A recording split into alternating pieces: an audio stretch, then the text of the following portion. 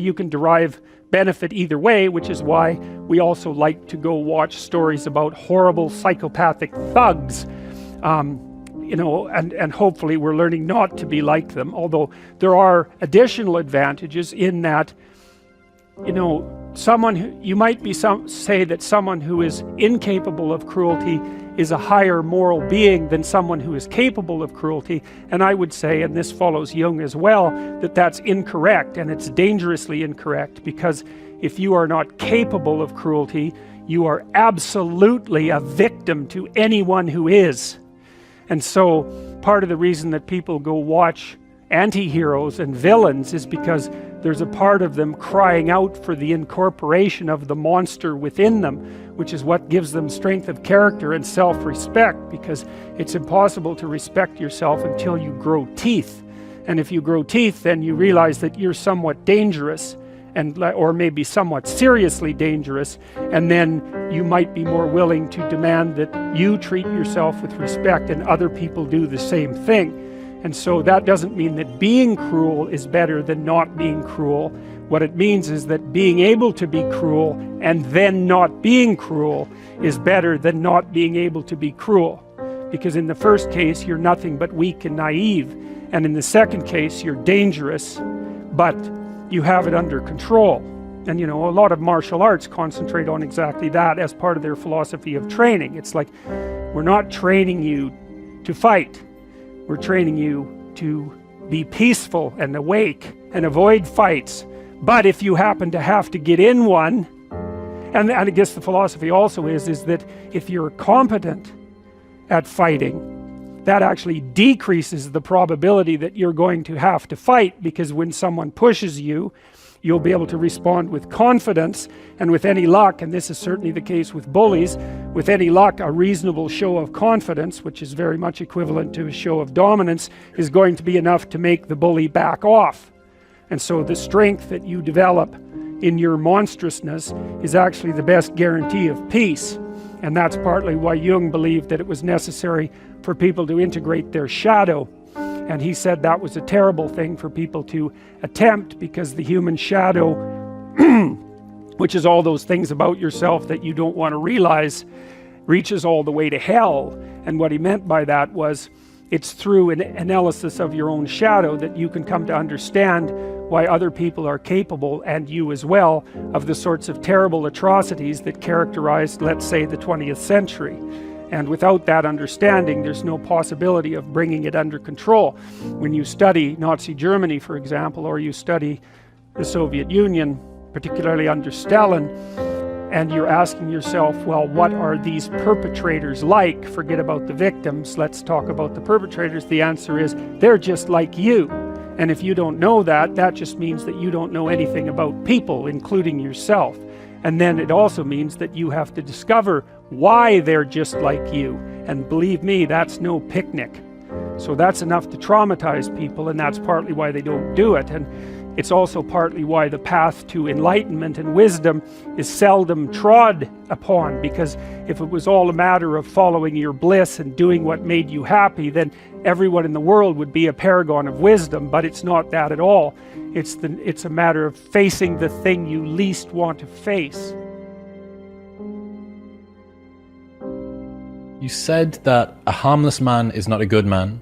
A good man is a very dangerous man who has that under voluntary control. How should people become more dangerous? Oh, becoming more articulate is definitely, I would say, that's the primary array of weapons. So, I mean, physical prowess is something, and it's not nothing, that physical confidence that comes along with that as well. But the same thing replicated at the level of the ability to communicate and to think, and that's a way broader field of battle and opportunity. So this is one thing that isn't taught well, especially to boys. It's more important to teach it to boys, I would say, because they're more skeptical of the educational enterprise in general, generally speaking, partly because they're less obedient, partly because they're less agreeable. That's particularly true for disagreeable boys. And agreeable boys get higher grades, independent of their IQ and their academic achievement. because they're easier to deal with. So what do you tell disagreeable boys? There's nothing that makes you more formidable than verbal competence, than being able to articulate, be able to think, to marshal your arguments, right? It's a battlefield metaphor. Get everything in order. Get all your information straight, to marshal your forces. And so, I mean, that's part of the reason that rap artists are so popular, especially among disaffected young men, black and white alike, because they're unbelievably articulate. Like, they have this incredible verbal prowess. It's unbelievably attractive, and it's associated with genuine artistic and redemptive activity, often focusing on something that's approximately the voice of the underclass, let's say, but a powerful voice, right? And it's interesting to see how many young white guys identify with that. Was it Aldous Huxley that wrote Doors of Perception? Yeah. Yeah, so this is kind of an equivalent of that, right? That you have a experience which many people struggle to articulate.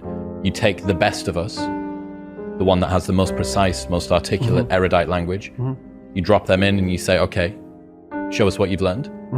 This is the equivalent, but for just a different community, a different sort of life, that maybe you don't have the ability to describe what it feels like to live on a council estate in Manchester or in, one of the neighborhoods of Brooklyn or whatever it might be. And then this person can.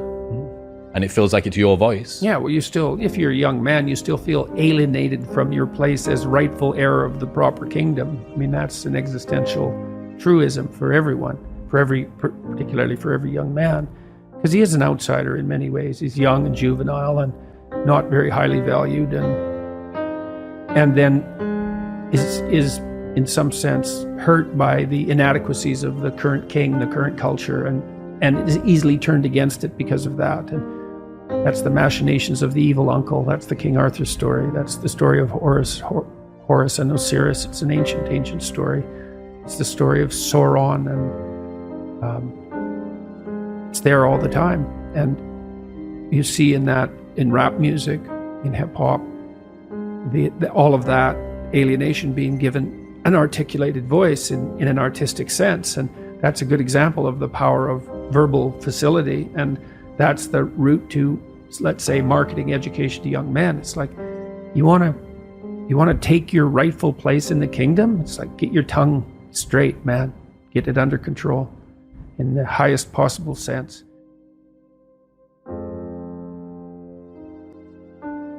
Where do you look for the most valuable thing when you don't know where it is?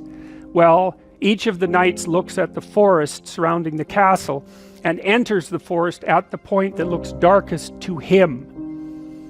And that's a good thing to understand, because the gateway to wisdom and the gateway to the development of personality, which is exactly the same thing, is precisely through the portal that you do not want to climb through.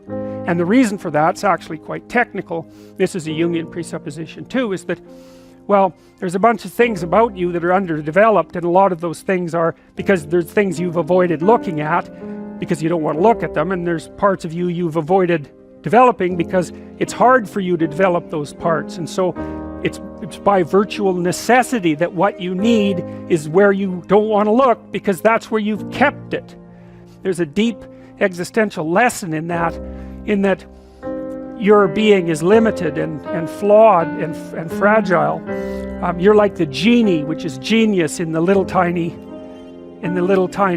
lamp, this immense potential, but constrained in this tiny little living space, as Robin Williams said when he played the genie in Aladdin. But the fact that you have limitations means that the plot of your life is the overcoming of those limitations, and that if you didn't have limitations, well, there wouldn't be a plot, and maybe there would be no life.